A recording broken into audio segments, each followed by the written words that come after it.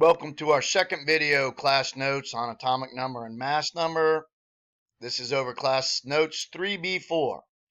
When we left off, we were talking about hyphen notation, which is a way of expressing the various forms of isotopes by either writing the symbol, in this case C for carbon, or you can write the word out, carbon, C-R-O-B-O-N, and after that you put a hyphen followed by the mass number. So in hyphen notation, you're given the total number of particles in the nucleus. That's an important way of expressing things because many of the elements have more than one isotope. As a quick review, isotopes are elements that have the same atomic number, or atoms that have the same atomic number, so they belong to the same element, but a different mass number, meaning they have to have a different number of neutrons. Carbon has 3 isotopes. Anything with 6 protons and 6 neutrons, 6 plus 6 is 12, is the carbon-12 form of isotopes. Anything with 6 protons and 6 neutrons would be called a nuclide. Nuclides are atoms that have the same protons and same number of neutrons. They're identically the same. For that reason, I say nuclides are like identical twins. Isotopes, on the other hand, can be all 3 of these because isotopes just have to have the same number of protons. Carbon-12, carbon-13, carbon-14 are all isotopes. They have the same number of protons but different numbers of neutrons. So they are very close to the same. They're like fraternal twins. Their only difference is number of neutrons. Fraternal twins are very similar, but they can have differences. So hyphen notation is one way of expressing what is in an element's nucleus. Another way of expressing that is something called nuclear symbol format. In a nuclear symbol format, you write the symbol, and then in the upper left as a superscript, you write the mass number. In the lower left, you write the atomic number. So you write the symbol, mass number, and atomic number. Mass number is abbreviated with an A. Symbols abbreviated, or atomic numbers abbreviated with a Z. Hydrogen happens to have 3 very common isotopes. Hydrogen 1 in hyphen notation, or H1, has 1 particle in the nucleus, and that particle is a proton. All hydrogens have 1 atomic number of 1, which means they all have 1 proton. So hydrogen 1, that's the mass number right here. Hydrogen 1 has a mass number of 1, so it means it has a total of 1 proton and no neutrons, because mass number is protons plus neutrons. So how would we write this in the nuclear symbol format? You write the symbol H. The mass number is 1. There's 1 particle in the nucleus. And then you write a 1 down here saying that that particle is a proton. There's also a hydrogen isotope that has an atomic number of 1, but a mass number of 2, which means that it would have 1 proton and 1 neutron. 1 plus 1 is 2. We could also write that in hyphen notation with H2. So how would we express that in nuclear symbol format? Well, this is the mass number. It goes in the upper left hand as a superscript, and all hydrogens have an atomic number of 1. Or it wouldn't be hydrogen. There's hydrogen 3, or H3. That is a hydrogen that actually has 3 particles or nucleons in the nucleus. All hydrogens have to have 1 proton. There's 3 total particles in the nucleus, so it must be 2 neutrons. So these are the 3 isotopes. If you have 1 proton and no neutrons, you're the hydrogen 1 nuclide. Nuclides are identical to one another. Hydrogen 2 isotope has 2 particles in the nucleus. Hydrogen 3 has 3 particles in the nucleus. There are also names for hydrogen 1, hydrogen 2, and hydrogen 3. The names are protium. Pro means like most fundamental form or simplest form, protium. Deuterium, du means 2. Tritium, tri means 3. So those are the names that H1, H2, and H3 goes by if you're using old school language.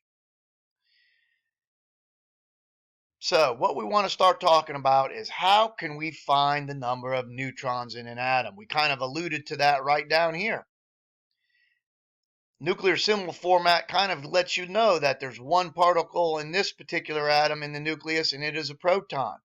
So if you have one particle in the nucleus and it is a proton, 1 minus 1 means it must have 0 neutrons.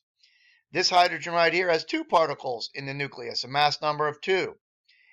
All hydrogens have 1 for the atomic number, or 1 proton. So if there's 2 particles and one of them is a proton in the nucleus, the other is a neutron. In other words, we can take the mass number minus the atomic number to find the number of neutrons. So how do we determine the number of neutrons? Mass number minus the atomic number. Mass number is protons plus neutrons. Atomic number is the number of protons. If you take protons plus neutrons minus protons, the protons would cancel out. Proton plus a neutron minus a proton leaves you with a neutron. So how do we find the neutrons? Mass number minus the atomic number. Let's take a look at some example problems working with mass numbers and atomic numbers. In our first example problem, they've given us the nuclear symbol format right over here.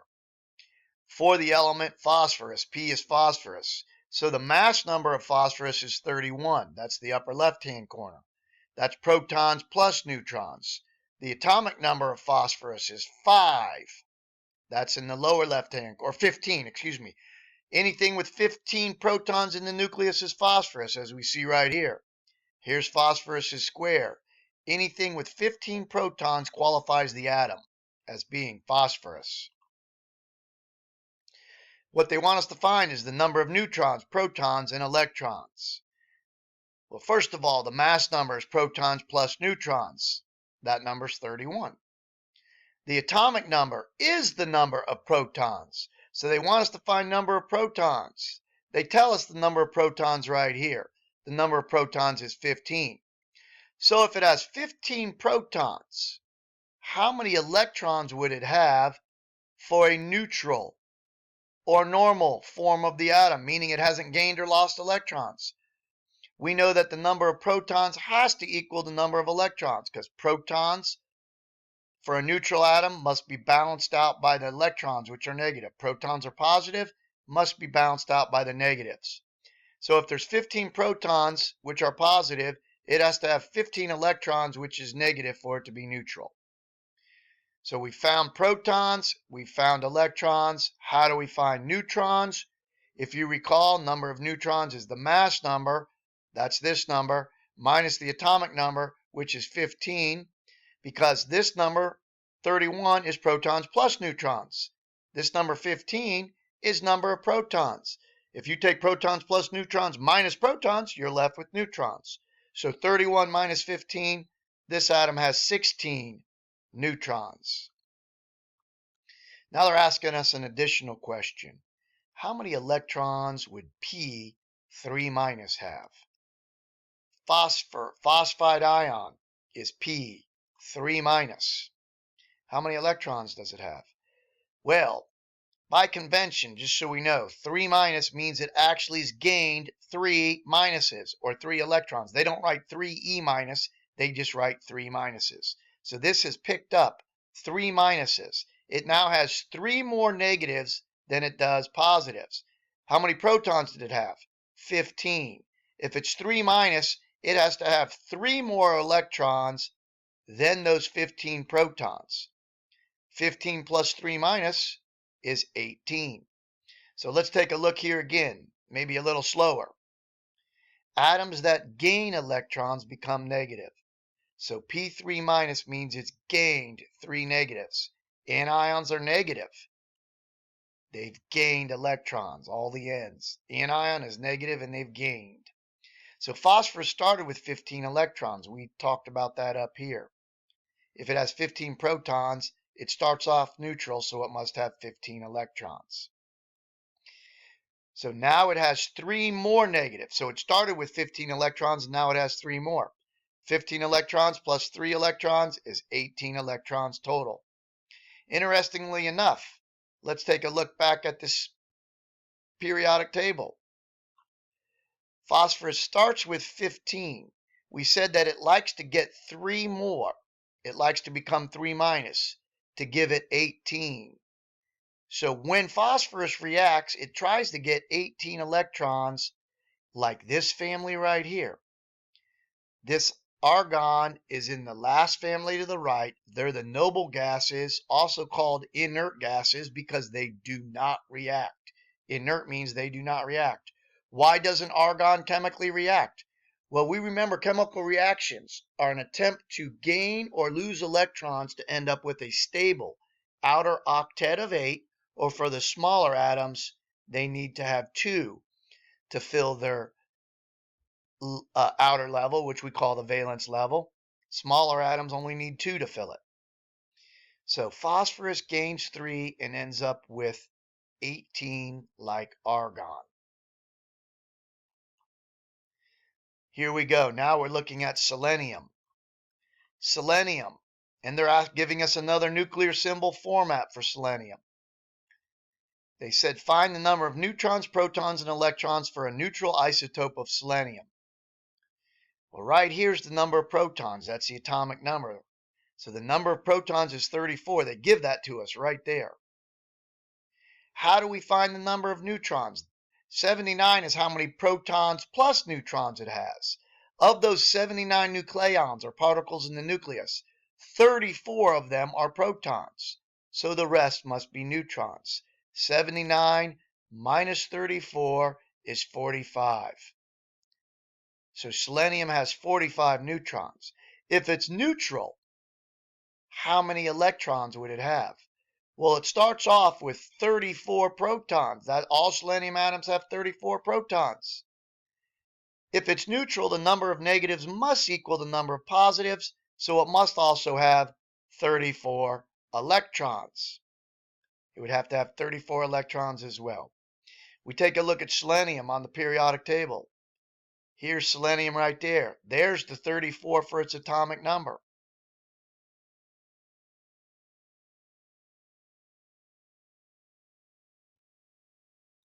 All right, next question. How many electrons would Se2 minus have? Selenium 2 minus. Minus means it gained.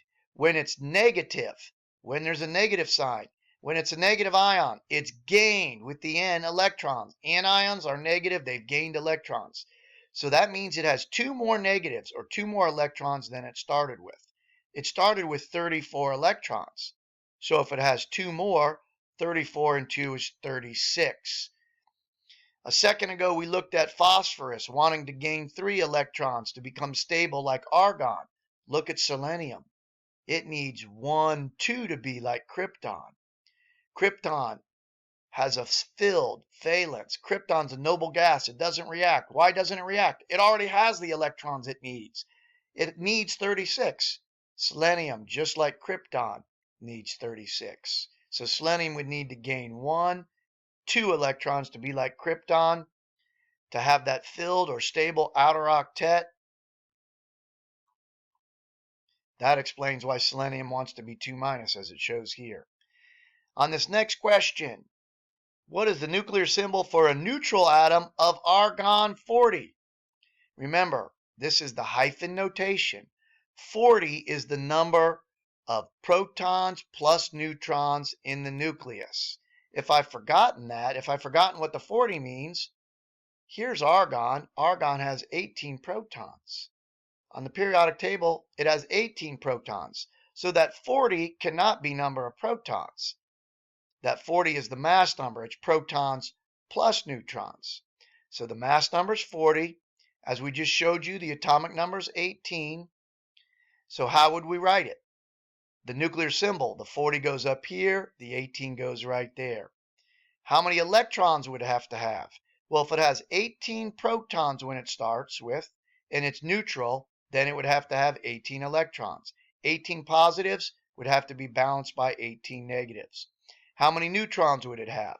If it starts with 40 for its mass number, minus 18 for its atomic number, it would have 22 neutrons.